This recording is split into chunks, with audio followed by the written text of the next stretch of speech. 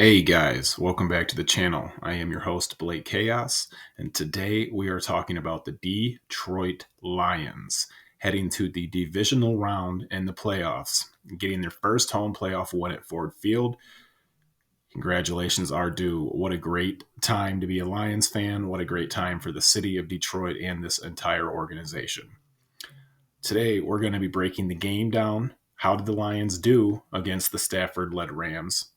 We're going to be looking at their potential opponents that we could face in the divisional round coming up. But before we get into that, guys, do me a favor, hit the like button, subscribe to the channel, leave your comments. Let's grow this thing together. And with all that out of the way, let's get into it. All right, guys, first off, we have got to talk about how energetic and outstanding that crowd was at the game last night. They were loud. They disrupted Matthew Stafford. They made it hard on him to throw the ball on third downs. I mean, they did their damn job, that is for sure. And you best believe the city of Detroit and those Lions fans are pumped and ready for next weekend's game against either the Philadelphia Eagles or the Tampa Bay Buccaneers. And they will be louder and they will be even more engaged.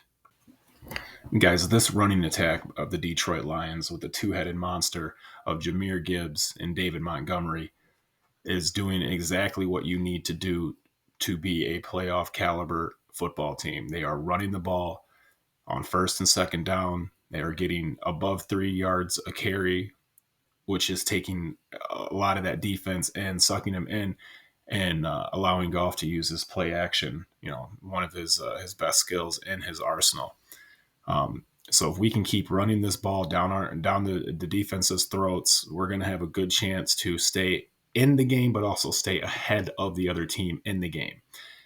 As you know, Detroit is not a very good second half football team. So they got to continue playing with this same mindset of getting a lead early, scoring, as much as possible early and often, playing from ahead, not playing from behind. Because Detroit notoriously in the second half, third quarter, I don't know what it is. I don't know if they're not making adjustments well, but they always let the lead slip in the third quarter, and then the defense always turns on in the fourth quarter. Once again, they did that against the Rams. Aiden Hutchinson being clutch, coming in down the stretch. Him and McNeil just got that pressure going. Now that McNeil's healthy and in the lineup, that takes defenders off of Hutch. They can't afford to continue to double and triple team him because now they got McNeil to worry about too. Tony, this defense is, we give up a lot in the secondary, but those chunk plays, the majority of the yardage we give up, the chunk plays are all thrown in between the 20s. Look at how well we were last night against the Rams in the red zone. Detroit went in the red zone 3 times, got 3 scores. The Rams go into the red zone 3 times, kick 3 field goals. That's good. I'm not too concerned with, the Cooper Cups and the long plays taking over the top, because we're able to hold our own when the yardage is limited and they need to put it in the end zone. All right, next, guys, we got to talk about Sam Laporta.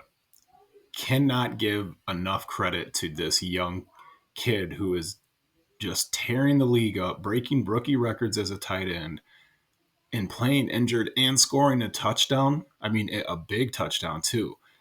That was huge, not only for Sam Laporta, but for the players and for the crowd, the fans. Did you hear how intense it was at Ford Field when Laporta scored that touchdown? Man, I'm telling you guys, this is a scary good team. I know. Everyone agrees Detroit's good this year. Okay. Well, now let me ask you guys, who would you rather face if you're the Detroit Lions in the divisional round? The Philadelphia Eagles or the Tampa Bay Buccaneers? Because that game is on tonight, and we play the winner of that game at home at Ford Field next weekend. I believe the game is scheduled for Sunday, but don't quote me. So, me personally, I would rather play the Buccaneers. We played them earlier this year, beat them 20-6. I know Philadelphia is slumping. Jalen Hurts is injured. He's still going to play, though. A.J. Brown, I think he might be out. They've lost 5 of 6. They're slumping, but this is the same team that was 10-1, the same team that went to the Super Bowl last year. And Detroit does not play well against a mobile quarterback. It's been said, it's been shown. Look at how Lamar Jackson just torched us. Detroit does not do good against a mobile quarterback. With that being said, I would much rather face the Tampa Bay Buccaneers. They don't have as many, skill players, good position skill players. We match up better against them. Baker's not as mobile. I think that's an easier win. Now, I do think that Detroit can beat both teams, but I would rather face Tampa Bay than Philadelphia. But I am curious to know what your guys' thoughts are. Let me know what you think. Let me know which team you would rather the Detroit Lions face in the divisional round. Like this video, comment, guys. Hit the subscribe button if you haven't. Stay tuned for more content on the Lions and the rest of the playoff games, baby. So, hey, thanks for tuning in, guys.